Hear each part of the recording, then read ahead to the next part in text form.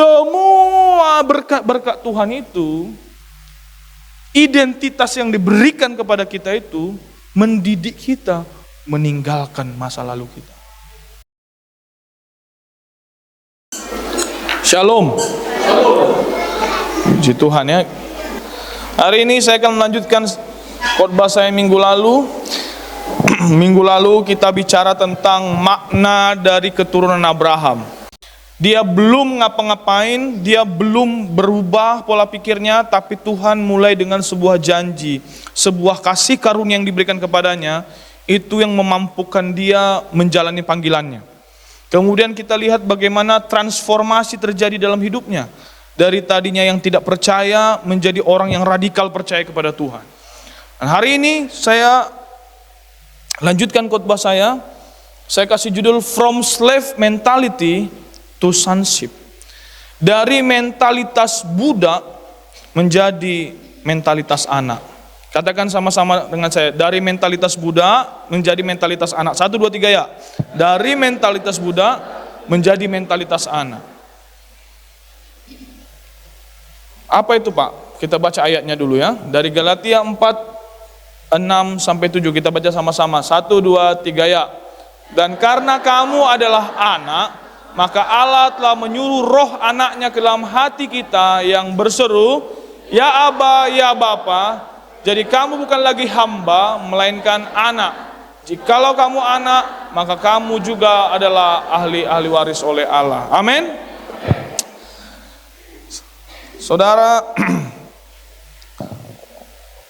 kalau kita lihat di dalam Alkitab, salah satu yang kita bisa pelajari tentang mentalitas ini adalah Israel. Israel itu pada waktu mereka diperbudak oleh Mesir, mereka berdoa, berseru kepada Tuhan, Tuhan kami mau keluar dari sini, kami nggak mau lagi diperbudak lagi. Dan Tuhan akhirnya menjawab doa mereka lewat Musa. Musa menuntun 3 juta lebih bangsa Israel keluar dari tanah Mesir. Mereka secara geografi, secara peta, secara lokasi, mereka pindah, mereka keluar dari Mesir menuju ke tanah perjanjian. Tapi apa yang terjadi saudara? Merekanya secara fisik keluar dari Mesir, tetapi Mesir belum keluar dari pikiran mereka. Kita bicara mindset.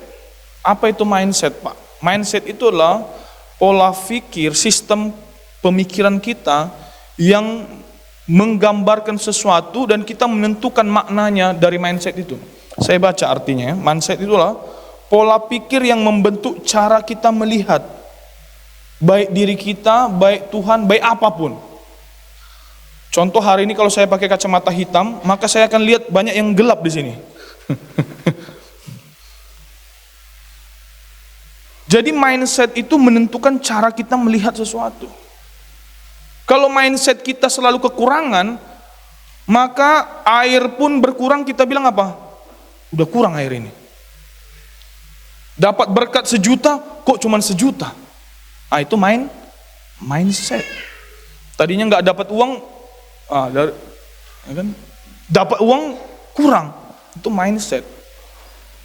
Ketika kita melihat orang, kita melihat langsung apa yang kurang dalam dirinya. Itu mindset. Nah, Tuhan mau hari ini, saya percaya di akhir khotbah ini, kita semua di sini mindsetnya diubahkan Tuhan. Amin, saudara. Kita bisa mulai melihat dengan cara Tuhan melihat. Kita nggak lagi lihat tadi gelas yang setengah. Kalau mindset yang salah bilang setengah kosong. Kalau kita bilangnya setengah berisi. Ah, itu dia. Dapat uang 1 juta, tadi bilang kok cuma 1 juta, mulai bisa bilang apa? Puji Tuhan, dapat berkat. Ada haleluya. Makanya di Roma 12 ayat 2 dikatakan begini, berubahlah oleh pembaharuan budimu. Di sini duluan memang. Jadi kita nggak mau meninggalkan Mesir, tapi Mesir masih ada dalam diri kita. Hari ini kita keluarkan Mesir itu dalam pikiran kita. Amin. Haleluya. Ya, keluar dari Mesir tapi Mesir belum keluar dari kita kan. Tuh Kita rubah ya. Yang pertama, saya mulai dengan identitas. Ada 4 poin hari ini. Identitas. Apa yang muncul dalam benak kita ketika kita bicara identitas? Satu hal, identitas itu tidak kita peroleh, saudara. Identitas itu diberikan. Hari ini saya si Hombing bukan karena perbuatan saya. Saya si Hombing karena bapak saya si Hombing. Diberikan kepada saya.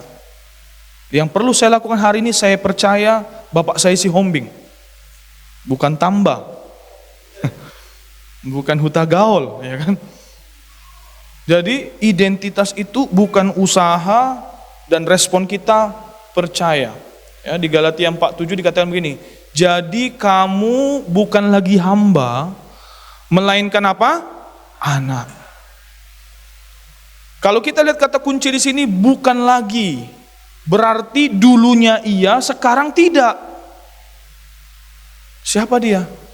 Oh, dia bukan lagi pacar saya, Pak. Berarti mantan. Kok pura-pura nggak tahu semua ini? Sok-sok jaim. Dia bukan lagi pacar saya, Pak. Berarti dulu yes, sekarang no. Jangan SMS lagi. Ya kan? Dulu ya, saya bukan lagi single, Pak. Berarti sudah ada yang memiliki. Dulu single, sekarang enggak. Nah, di sini dibilang, jadi kamu bukan lagi hamba, dulu hamba, yes.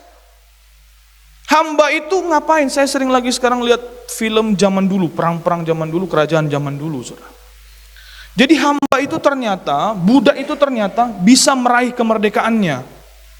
Dengan bagaimana dia mengumpulkan upah dari majikannya itu, dari tuannya itu, dan kalau dia menghasilkan banyak, mungkin dia punya prestasi, dia apa, dia dapat banyak, dan akhirnya dia bisa membeli kemerdekaannya. Itu mentalitas hamba, mentalitas budak. Dia do something untuk mendapatkan sesuatu. Hari ini kita dikatakan bukan lagi hamba, katakan bukan lagi hamba. Kita hari ini anak bukan melakukan sesuatu biar jadi anak. Tetapi karena dia anak, dia melakukan sesuatu. Bukan dia melakukan sesuatu biar jadi anak, tetapi karena dia anak, dia melakukan sesuatu. Beda mindset, saudara. Contohnya Israel. Ya. Orang Israel ini, dia dulunya budak. Dulunya mereka di bawah Mesir sebagai budak. Tetapi ketika mereka keluar, mereka bilang apa? Kayaknya lebih enaknya rupanya di Mesir. Saudara baca nanti. Lebih baik kami mati di Mesir daripada seperti ini. Unfamiliar, saudara. Nah, ini kita belajar sedikit ya. Kenapa? Saya baca, saudara. Ternyata jadi budak itu tidak jelek-jelek amat pada zaman itu. Jadi budak itu pasti dapat makan. Sedangkan orang Israel waktu keluar menuju ke tanah perjanjian, mereka sempat beberapa hari tidak minum. Jangankan makan, minum pun tak dapat, saudara. Katanya mereka 3 hari sempat nggak minum. Saudara bayangkan 3 hari nggak minum. Loyo, saudara. Itu makanya mereka muncul mentalitas ketika mereka menghadapi masalah.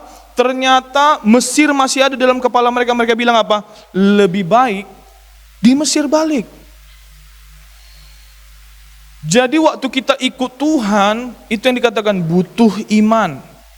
Tanpa iman, tidak mungkin berkenan kepada Tuhan. Waktu dikatakan Tuhan kepada bangsa Mesir, aku akan menuntun engkau ke tanah yang kujanjikan kepadamu, itu butuh iman, saudara. Aplikasinya dalam hidup kita apa hari ini? Ketika kita mau dipindahkan Tuhan dari satu tempat ke tempat yang lain. Kalau tadi saya bilang dari from slavery to sonship. Dari satu titik ke tempat yang lebih tinggi daripada titik itu. Karena kita akan selalu naik, tidak pernah turun. Katakan amin, saudara. Nah, biasanya itu tidak nyaman, saudara. Tidak familiar. Jadi sesuatu yang unfamiliar. Kita suka semua sesuatu itu, segala sesuatu itu sudah jelas.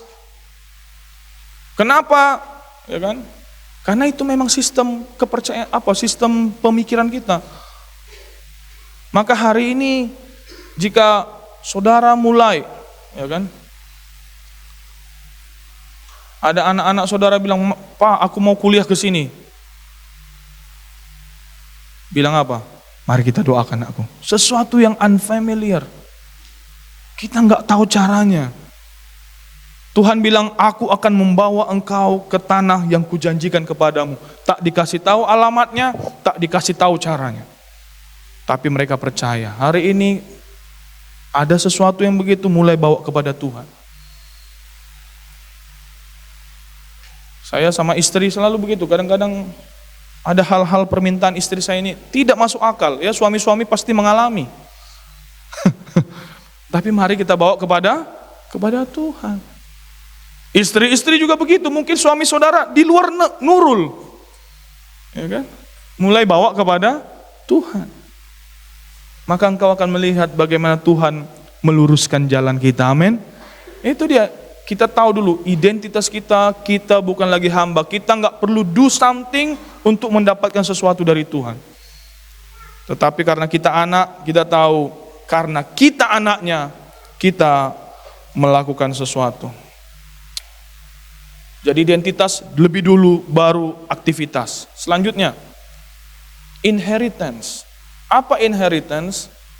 Ahli waris. Kita dapat warisan. Jadi katakan, jadi kamu bukan lagi hamba, melainkan anak. Jikalau kamu anak, ini dia. Ketika saya dan saudara tahu identitasmu sebagai anak, maka kamu juga adalah ahli waris oleh Allah. Warisan tidak diupayakan. Warisan itu adalah hak. Hak yang diterima ketika kita adalah anak daripada yang memberikan warisan. Hari ini beberapa kasus ada berbeda orang tua, tetapi sejatinya adalah ketika orang tua itu meninggal, ahli waris yang sah adalah anak-anaknya. Jadi hari ini ketika kita dikatakan anak-anak Allah, keturunan Abraham, maka saya dan saudara dilayakkan untuk mendapatkan warisan-warisan yang layak kita terima dari mereka. Ini bukan hanya tentang uang, saudara. Ini bukan tentang material, tetapi segala sesuatu yang Tuhan sudah siapkan itu, saudara layak terima, saudara. Saudara, banyak saya dengar orang kaya, mobil mewah, harta melimpah, tapi tidur nggak nyenyak, saudara. Mulai coba kita renungkan hari ini.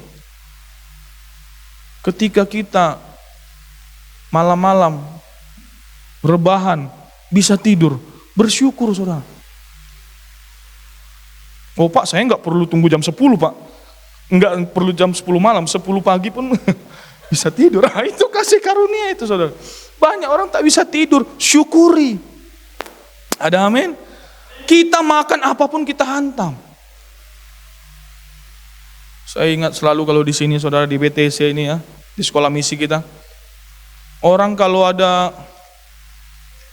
biawak lewat, lari, saudara. Lari menjauh. Tapi kalau di sekolah misi kita ini, saudara, ada biawaknya yang lari, saudara. Ini predator semua ini. Bersyukur. Udah banyak kita nikmati makanan yang aneh-aneh. Mulai lihat pasangan kita, bersyukur. Jangan lihat lihat istri tetangga itu aja. Perang dunia, saudara. Jadi banyak kita harus belajar ya. Istri-istri juga mulai bersyukur lihat suami saudara. Ada amin? Satu hal yang paling sering istri saya komplain, saudara.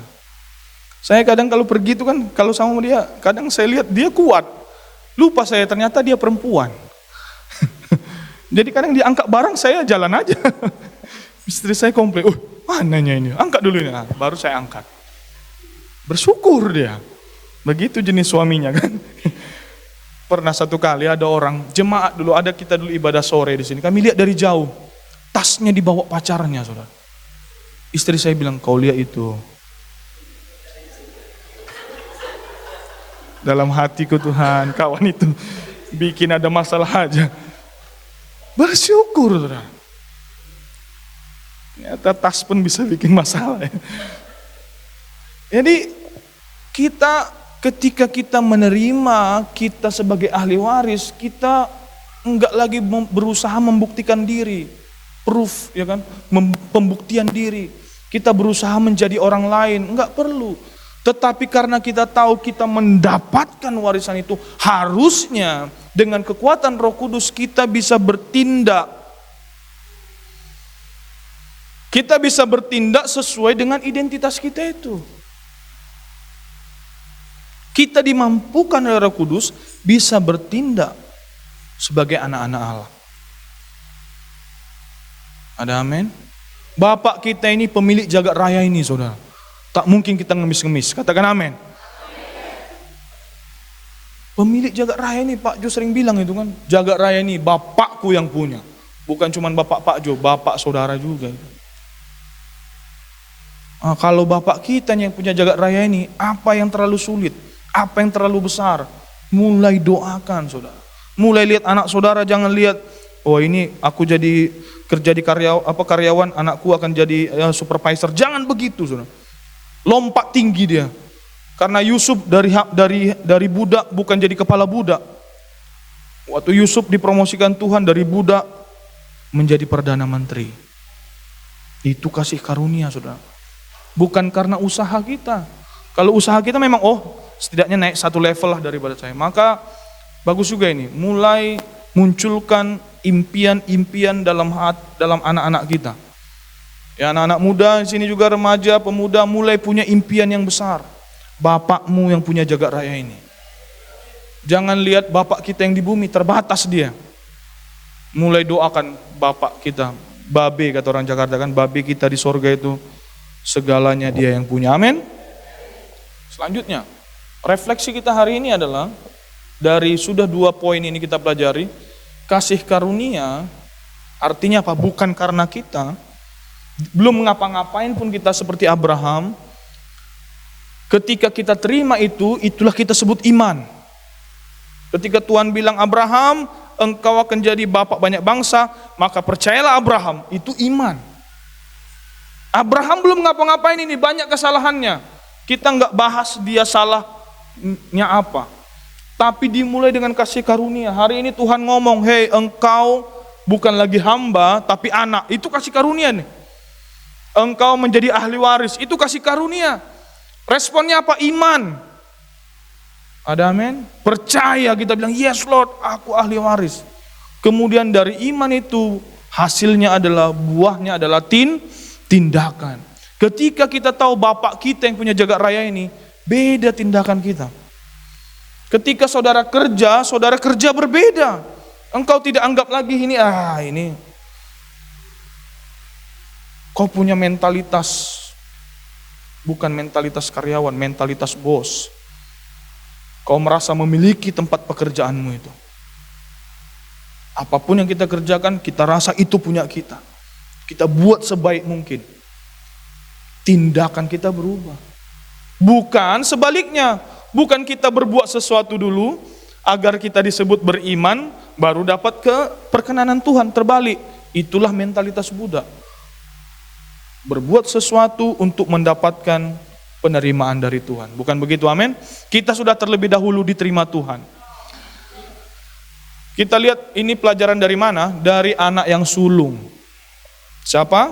Siapa di sini anak sulung? Ya nggak usah angkat tangan, langsung jadi merasa bersalah ya. Anak yang sulung itu ini yang dialami. Dia bertindak sesuatu agar mendapatkan sesuatu. Maka muncul ayat ini, dan ini sering terjadi kepada orang Kristen. Dia bilang apa? Telah bertahun-tahun, sama-sama kita baca apa? Aku melayani Bapa. Dia base-nya, dasarnya, benchmark-nya adalah aku sudah melayani. Ketika dia berpikir seperti itu dan dia belum dapat yang dia mau, dia kecewa. Ketika saya melayani teman saya yang terima Yesus pada waktu itu, saya ceritakan di Jakarta itu. Dia bilang, bro ketemu dulu temanku lah. Kenapa? Dia pelayanan dari kecil. Dia main musik, susun kursi, pelayanan anak. Semua dia lakukan. Dia berapi-api untuk Tuhan. Terus Sekarang dia mundur. Kenapa? Sudah lama dia melayani Tuhan, ketika mamanya sakit, dia berdoa sembuh, mamanya meninggal. Mentalitas budak. Ini yang sedihnya, dan ini saya nggak mau masuk ke dalam gereja kita. Kita rasa yang tindakan kita ini bisa membeli kemurahan Tuhan. Oh, tidak bisa. Itu kalau kata artis siapa itu, selebgram itu, no. Kita nggak bisa beli kalau dasarnya itu tak terbeli kasih karunia Tuhan itu, saudara. Harganya seharga darah Yesus, mahal. Jadi anak yang sulung menganggap sudah bertahun-tahun aku melayani Bapa, harusnya aku yang dapat pesta ini.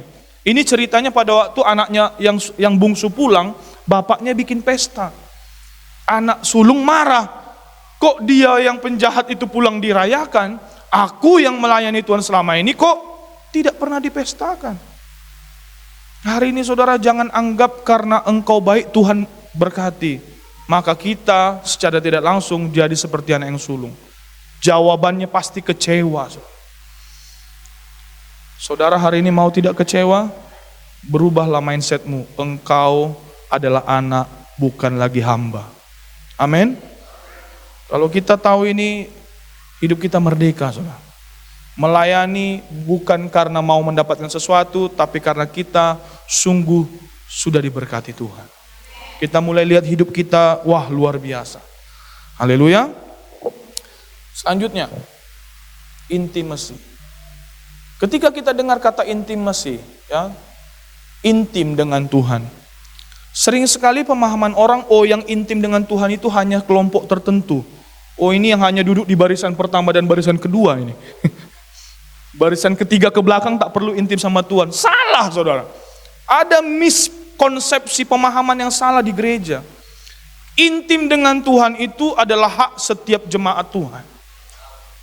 Adalah hak setiap anak-anak Tuhan. Intim dengan Tuhan. Intim itu apa?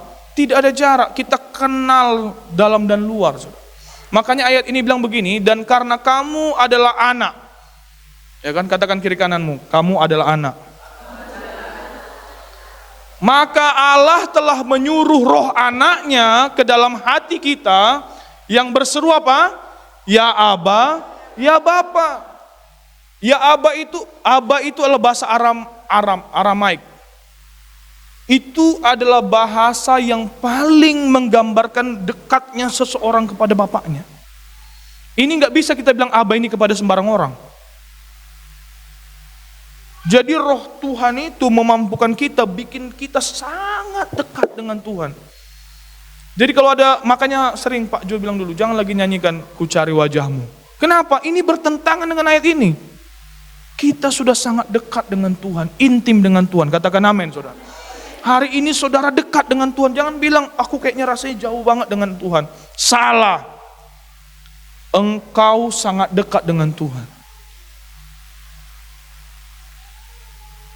Ada amin, saudara? Jadi intim, kau bisa dengar suara Tuhan. Tuhan berbicara kepadamu.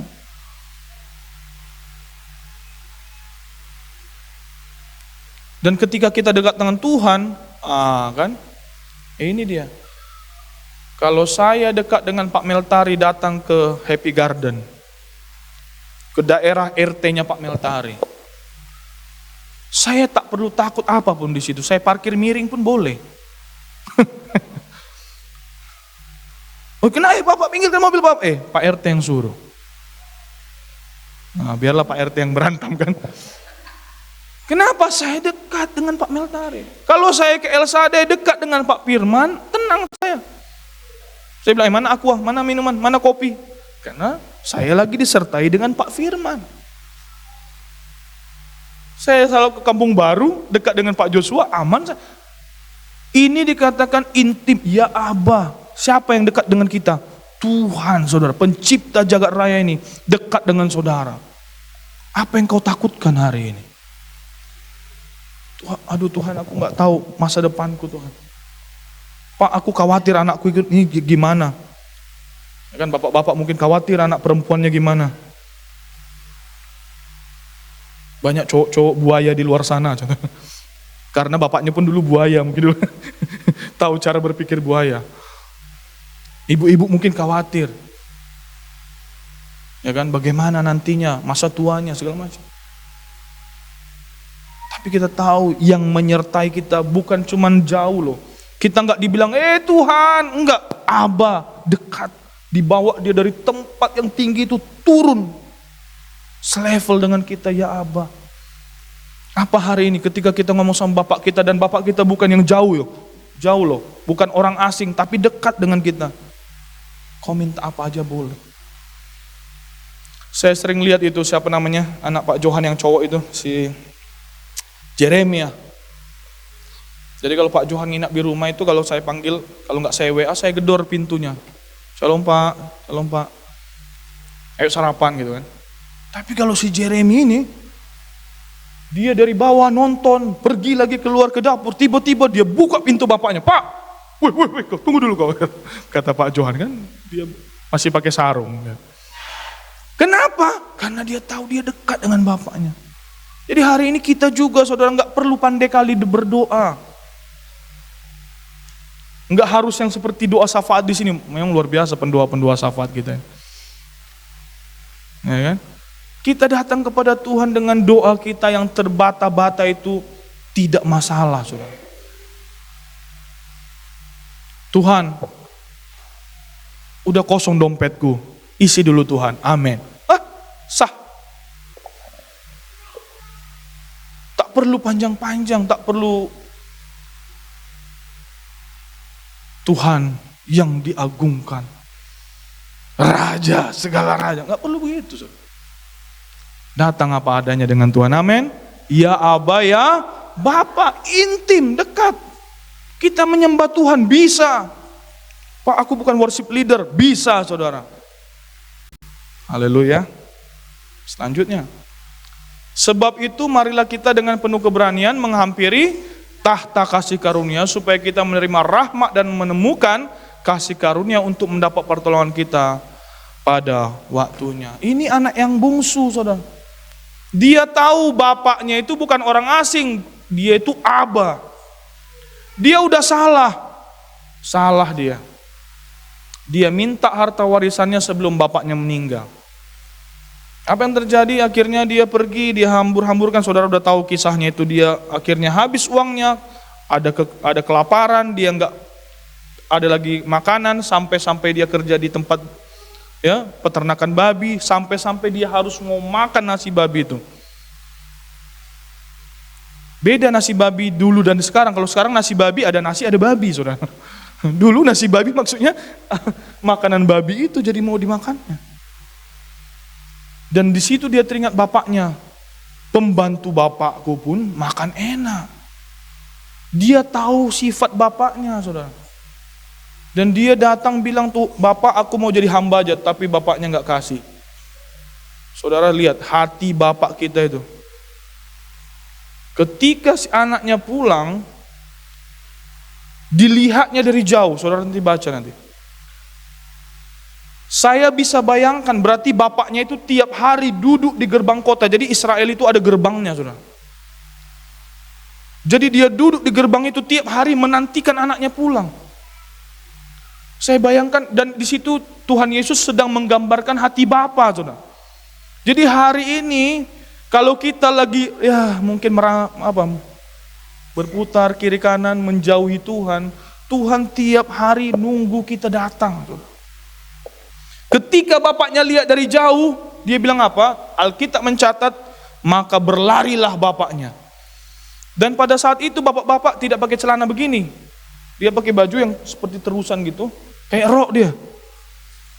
Ibu-ibu kalau pakai rok lari gimana? Agak diangkat sedikit kan? Agak diangkat dia gini dia. Dan bagi seorang pria zaman itu untuk mengangkat, apa kita bilang tadi, rok lah ya, untuk mengangkat pakaiannya begini sampai nampak kakinya adalah hal yang memalukan. Tapi bapak ini nggak peduli malu. Agar apa? Dia duluan yang peluk anaknya. Kenapa, Pak? Karena menurut perjanjian lama, kalau ada anak yang membuat bapaknya malu, Oke? Itu ada hukumnya itu. Kalau ada orang yang membuat bapaknya malu dan diketahui semua orang, maka dia harus ditangkap dan dibawa ke pintu itu, dibawa para tua-tua, dipanggil semua orang, dan dia dilempari mati di depan orang semua. Agar menjadi contoh, jangan melawan. Jadi bapaknya nggak mau ada orang lain yang duluan ketemu anaknya, dia lari sekencang mungkin, ditangkap, dipeluk. Anaknya masih bau babi, keringatan, bajunya compang-camping, dipeluk saudara. Hari ini rasanya tadi bilang apa? Tuhan menunggu kita, mau kegagalan kita bagaimanapun, datanglah kepada Tuhan. Dia peluk kita dengan apa adanya kita. Dan apa yang terjadi? Dipulihkan, dikasih dia jubah, dikasih dia sendal, ya kan? Dikasih dia cincin, dipulihkan identitasnya. Setiap kali kita gagal dan datang kembali kepada Tuhan, dipulihkannya identitas kita. Dan saya percaya, terlalu percaya saudara, anak ini setelah dipulihkan bapaknya, hidupnya berubah. Enggak akan mau lagi dia keluar dari rumah bapaknya. Tahu dia ternyata enak. Kadang-kadang kita kan, sebelum kita rasakan yang enggak enaknya, kita, itu dia. Kita enggak tahu makna sesuatu sebelum kita kehilangan. Jangan sampai begitu. Nikmati saat-saat kita bersama dengan Tuhan. Amin. Yang terakhir saudara, yang terakhir transformation. Yang pertama tadi identitas, kemudian inheritance, dikasih identitas, dikasih ahli waris kita, dan kita punya intimasi dengan Tuhan, kita punya keintiman dengan Tuhan. 3 hal ini tidak sia-sia saudara. 3 hal ini menghasilkan sesuatu yang disebut transformasi saudara. Perubahan. Di Titus 2 ayat 11-12 berkata begini, karena kasih karunia Allah yang menyelamatkan semua manusia sudah nyata, Ia mendidik siapa? Kasih karunia Tuhan itu. Ia mendidik kita supaya apa? Meninggalkan kefasikan, meninggalkan kejahatan dan keinginan-keinginan duniawi, supaya kita hidup bijaksana, adil dan beribadah di dalam dunia sekarang ini. Semua berkat-berkat Tuhan itu, identitas yang diberikan kepada kita itu, mendidik kita meninggalkan masa lalu kita. Petrus saudara, banyak gagalnya, tapi ketika diberikan identitas itu kepada dia, itu yang mendidik dia berubah. Dan ketika Roh Kudus tercurah, makin cepat lagi dia. Maka hari ini saudara, semua berkat-berkat Tuhan itu, kasih karunia Tuhan itu, ujungnya adalah, buahnya adalah transformasi hidup. Hari ini anak, memang betul, anak-anak kita semua di sini punya posisi, pasti anak juga. Ada orang tua kita.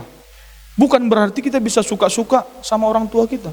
Justru karena kita tahu, kita terima semua kebaikan itu, kita bertindak baik kepada orang tua kita. Kita lihat dia lagi nyuci piring, "Mah, nyuci piring mah?" "Iya anakku." "Oke mah." Enggak, bukan gitu. Bantu dong. "Oke mah pula, Tuhan berkati mah," gitu. "Bisa ku bantu mah." Itu. Lihat bapaknya lagi cuci mobil. Bapak lagi cuci mobil ini. Cuci mobilnya. Apa yang bisa? Kenapa? Karena kita tahu orang tua kita baik. Nah kita ini juga, bapak kita, babe kita di sorga baik kali. Maka out of, keluar dari ucapan syukur kita itulah kita melayani saudara. Karena dia baik banget. Saudara coba ingat, coba hitung kebaikan Tuhan dalam hidup saudara. Nangis kita saudara. Waktu kita mungkin pernah mau kecelakaan ditolong Tuhan. Waktu kita lagi sakit dipulihkan Tuhan. Mungkin ada masalah ekonomi Tuhan tolong. Entah bagaimana. Hati kita mungkin dulu kita sudah patah hati. Hati kita dipulihkan. Semangat lagi kita melayani. Kenapa? Karena kasih karunia itu duluan kita terima. Maka iman kita muncul dan tindakan kita berubah. Amin. Transformasi terjadi. Di 2 Korintus 3 ayat 18 bilang begini, dan kita semua mencerminkan kemuliaan Tuhan. Saudara, lagu itu bilang apa? Kulihat di wajahmu kemuliaan Tuhan. Kita mencerminkan Tuhan hari ini. Ya, dengan muka yang tidak berselubung, dan karena kemuliaan itu datangnya dari Tuhan, bukan kita produksi sendiri, datangnya dari Tuhan, maka kita diubah, transform, menjadi serupa dengan gambarnya dalam kemuliaan yang semakin besar. Jadi saudara, kalau hari ini hidupmu kok sepertinya biasa-biasa aja, bukan berusaha berubah, tapi pertama ketahui dulu. Pertama apa? Identitas. Ketahui dulu siapa engkau. Ada amin? Ketika kita tahu siapa kita di dalam Tuhan, ya kan? Siapa kita? Wah, gitu kan. Siapa kita di dalam Tuhan? Itu yang pertama. Yang kedua apa? Kita tahu ketika kita punya identitas, kita juga menerima apa yang datang dalam identitas itu. Kalau kita anak, kita dapat ahli waris. Yang ketiga, ketika kita punya identitas di dalam Tuhan, kita dapatkan warisannya, kita punya intimacy. Dia Bapa bukan yang jauh, dia dekat. Dan yang terakhir, ketika kita terima semua itu, terjadi transformasi dalam hidup kita. Saudara, identity, saya lihat, saya rangkum di sini. Identity produce security, security produce transformation. Identitas menghasilkan rasa aman, saudara. Oke? Kita nggak perlu lagi berusaha mendapatkan rasa aman itu. Aku masuk surga nggak ya? Hari ini saudara, detik ini semua orang yang menerima Yesus sebagai Tuhan dan Juru Selamat pribadinya, detik ini dipanggil Tuhan ke surga langsung, saudara. Itu tak dinego. Itu janji Tuhan. Karena hanya di dalam Dialah kita memperoleh keselamatan. Itu identitas kita, banyak nih identitas kita. Jadi waktu identitas kita tahu ada security, rasa aman. Ada amin? Dan ketika kita tahu ada rasa aman, ada kita merasa secure di dalam Tuhan, maka transformasi terjadi. Jadi closing, saya undang pemain musik maju ke depan. Saudara, jangan mau seperti bangsa Israel. Tuhan sudah tunjukkan mereka tanah perjanjian. Tuhan sudah bawa mereka keluar dari Mesir dan perjalanan menuju tanah perjanjian. Tapi Mesir masih ada dalam kepala mereka. Jadi hari ini jangan mau lagi saudara hidup sebagai budak. I have to do something untuk mendapatkan sesuatu. Saya harus lakukan ini, baru Tuhan akan kerjakan ini. Enggak. Hari ini hiduplah sebagai anak, saudara. Anak itu punya privilege. Ya, kita dikatakan tadi kita bisa panggil dia Abba, Bapa. Ya. Hari ini apapun yang ada dalam benak kita, mungkin saudara hari ini gagal. Mungkin engkau masih ups and down. Ya, Pak, aku kadang-kadang aku betulnya aku Kristen atau enggak Kristen. Tak apa-apa, saudara. Tapi datanglah kepada dia, itu tadi seperti anak yang bungsu itu.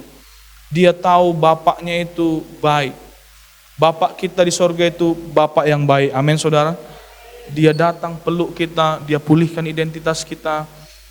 Hiduplah seperti itu.